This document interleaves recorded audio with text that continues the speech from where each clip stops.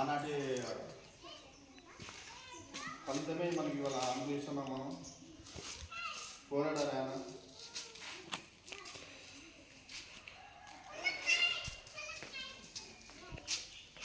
అటువైపు చట్టాలు తీసుకొచ్చారు, మనకు పేస గ్రామం తీసుకొచ్చారు, షెడ్యూల్ ప్రాంత తీసుకొచ్చారు.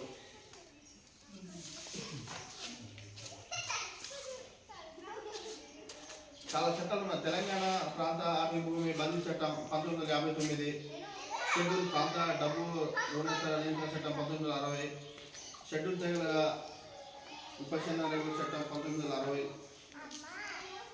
తెలంగాణ ఎక్సైజ్ చట్టం 1968, తెలంగాణ షెడ్యూల్ రుణోపశమ చట్టం 1970, అటవీ చట్టం 1980, తెలంగాణ విద్యా చట్టం 1982, తెలంగాణ పంచాయతీరాజ్ చట్టం 1994.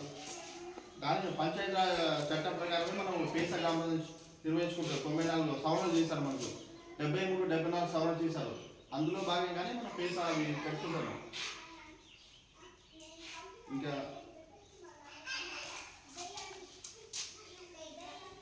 భారత రాజ్యాంగం 73 సవరణ అనుసరించి రాష్ట్రంలో షెడ్యూల్ ప్రాంతాలకు రాష్ట్రంలోనే పార్టీ నిబంధనలు అమలు చేయడం ద్వారా భారత ప్రభుత్వంచే 1996 సవరణ చట్టం 1998 పంచాయతీరాజ్ చట్టం ద్వారా అనుసరిస్తున్నాం.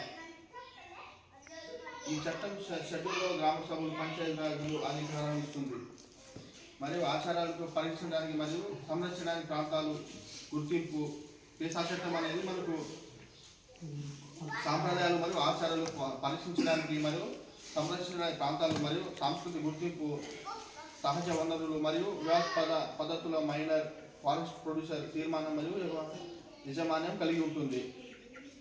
అలాగే తెలంగాణ పంచాయతీరాజ్ అమలు చట్టం 1998 ఇది స్వయం పాలనకు ప్రోత్సహిస్తుంది, కేంద్ర ప్రాంతాలను ఇస్తుంది. మనకు ప్రత్యేకంగా మనకు గ్రామ పంచాయతీ ప్రణాళికలు చేసుకోవచ్చు. మన గ్రామాన్ని ఎట్లా డెవలప్ చేసుకోవాలి, ఏ విధంగా మనకు ముందు నడిపించాలి. దీంట్లో చాలా చట్టాలు ఉంటాయి. మనం పేస చట్టంలో చట్టాలు ఉన్నాయి.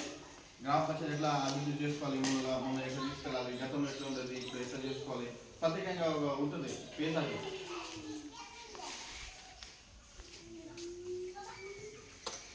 గ్రామ సభలో ఉపరాష్ట్రపతి మరియు కార్యదర్శి నియమించడానికి చేతుల ద్వారా గ్రామ సభలో వైస్ అధ్యక్షుడు, కార్యదర్శి మరియు చాలా 5 సంవత్సరాల పరిపాలన ఉంటుంది. గ్రామ సభ కనీసం 2 చట్టపరమైన సమాచారం ఉండాలి.